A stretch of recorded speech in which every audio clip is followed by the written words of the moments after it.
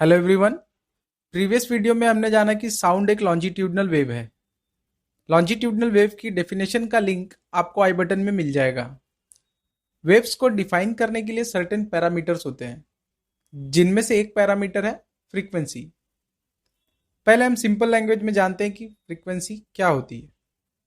अगर 1 आवर में बस नंबर ए किसी बस स्टॉप पे 10 टाइम्स आती है और बस नंबर बी 6 टाइम्स आती है, तो उस केस में बस नंबर ए की फ्रीक्वेंसी बस नंबर बी की फ्रीक्वेंसी से ज़्यादा होगी, बिकॉज बस नंबर ए एक सर्टेन प्लेस यानी बस स्टॉप से 10 टाइम्स पास होती है, एक fix interval of time 1 hour में।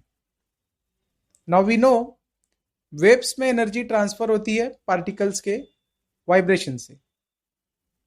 अब हमें देखना है कि 1 सेकेंड में पार्टिकल्स कितने टाइम वाइब्रेट होते हैं। Let's say in 1 second particle vibrate होते हैं n टाइम्स।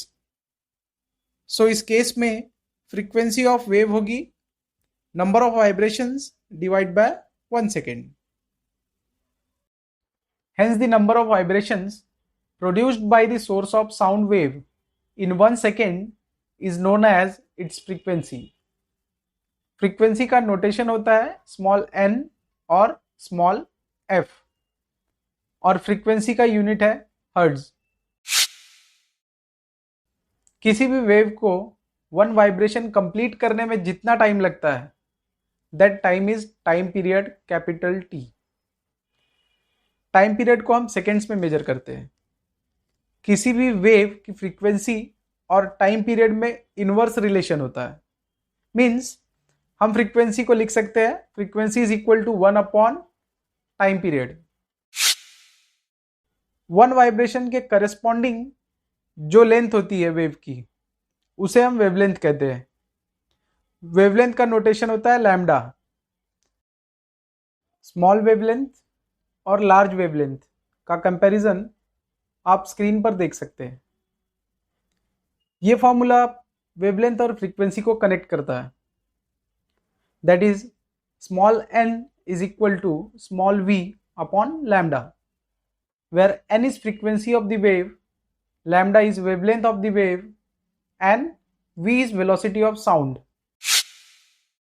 अब हम आते हैं एम्पलीट्यूड की तरफ। In simplest way, amplitude of sound wave can be defined as loudness. जितना ज़्यादा एम्पलीट्यूड उतना ज़्यादा लाउड नॉइज यानी साउंड। मीन्स अगर हम एम्पलीफायर में साउंड को कम करते हैं तो हम साउंड के एम्पलीट्यूड को कम करते हैं। And if the amplitude of sound wave increases, the intensity of sound wave increases.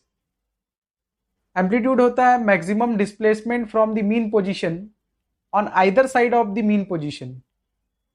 Means vibration के टाइम मीन पोजीशन से कितना डिस्टेंस कवर होता है, प्लस वाई एक्सिस के डायरेक्शन में या माइनस वाई एक्सिस के डायरेक्शन में।